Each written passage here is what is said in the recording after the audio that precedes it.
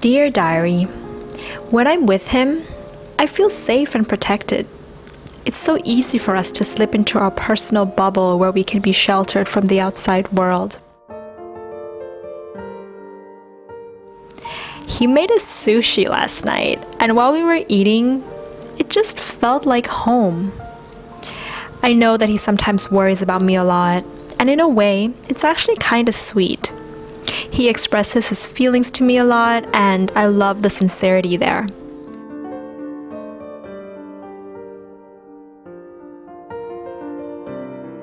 I just feel like we really click.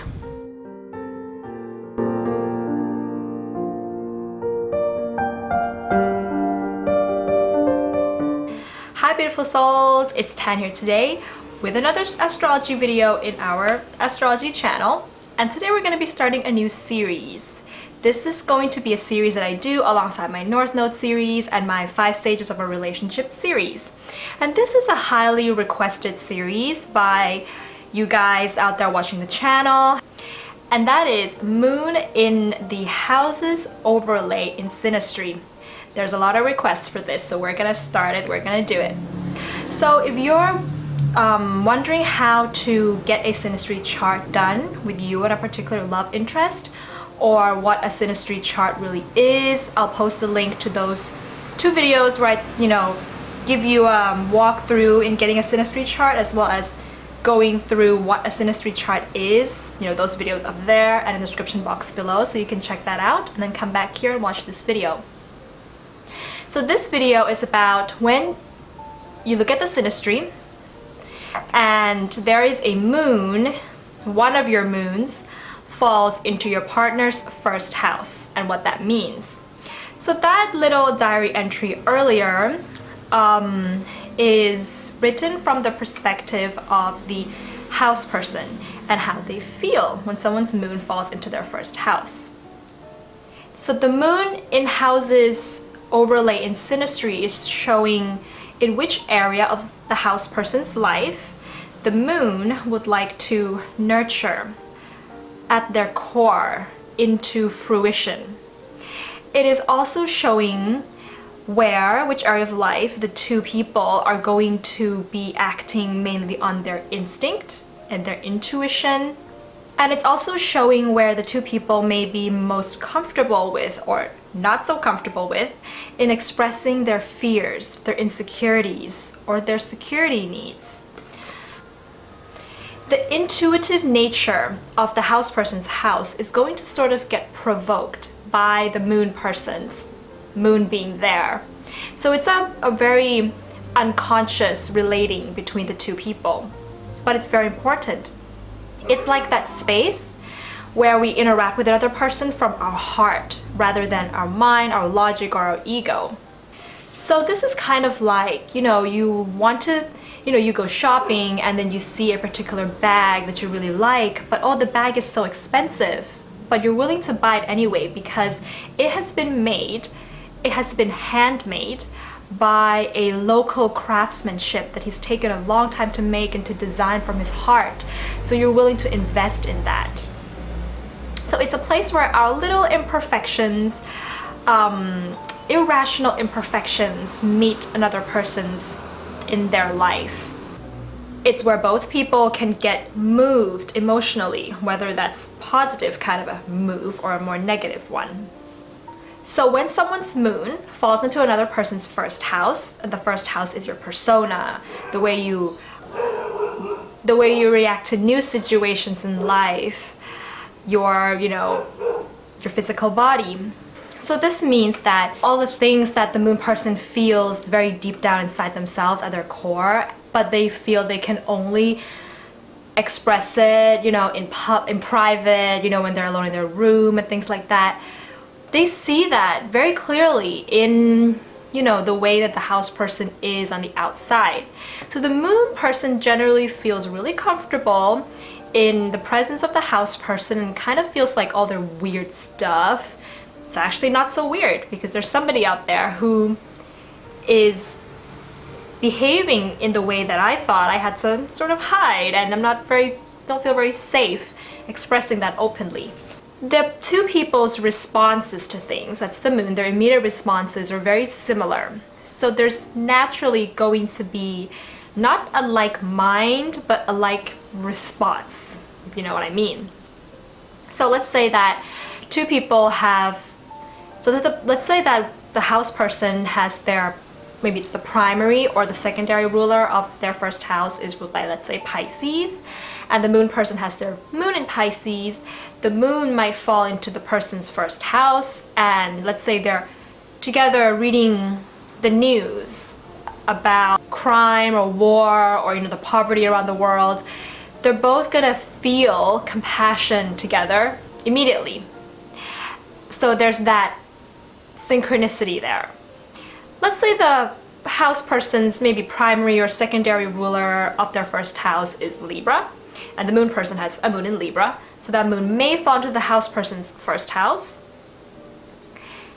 This is a very Venusian connection. They're both going to be enjoying the pleasures of life together. They could be eating a piece of cake together and both feel like, oh yes, this tastes so good. And they're both going to be in sync when it really comes to asking each other for advice about things in life, and then getting feedback on that. Needing to get feedback from other people to feel that they can make certain decisions in that Libra type of a way. So there's going to be that synchronicity there. With this house overlay, we also need to see what else is going on with the moon person's moon. If it's sitting with Mars or something like that, that it is possible that because the responses are so similar, that the two people may react very emotionally, very quickly, subjectively, rather than with a more detached perspective and reacting more objectively in certain situations when they should be a little bit more objective. But apart from that, there's going to be a very easy sharing of feelings towards each other. And therefore, there can be a lot of sharing of feelings, how I feel about you, what I feel like when I'm with you. And so it's kind of like they can write in their journal, but they're writing in their journal, but actually to each other. And when they're together in a more like domestic type of an environment, it can feel at home. It can feel familiar, like family, because they're going to be sharing similar habitual patterns as well as emotional habitual patterns. But the other thing about the moon is that the moon also is it's a core part of us, and it's our comfort zone, and some people are just not very comfortable. It's just not very natural for them to be sharing that with another person.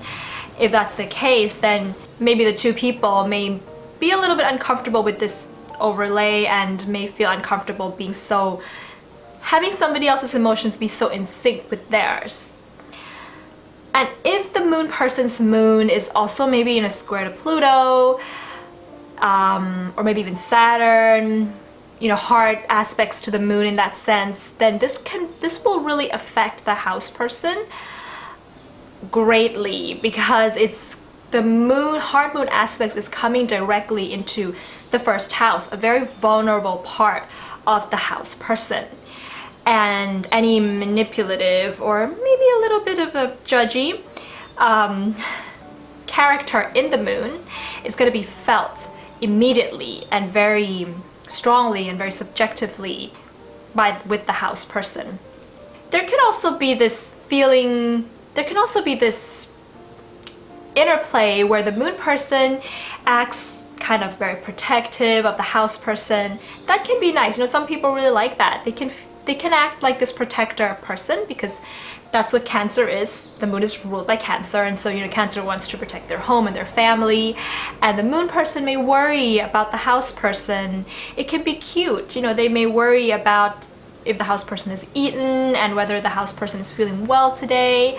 But of course, if it's a little bit too much, if the moon person has more of a very attached type of an emotional nature, and the house person maybe is a little bit of a type that needs freedom and is a bit more exuberant, then we can see the issue here wherein the house person may feel suffocated by the moon, and when that happens, they may act like the crabby side of the Cancer, which is moody or withdrawn.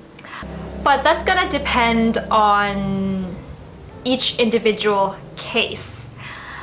So the ultimate theme or the goal of this overlay is for the moon person to be able to exercise their sympathy, to correspond with someone else's feelings, because that's being reflected very openly.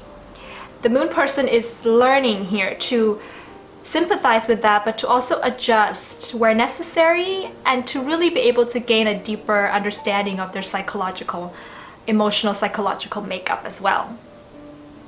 So that's my take on Moon in Partner's first house.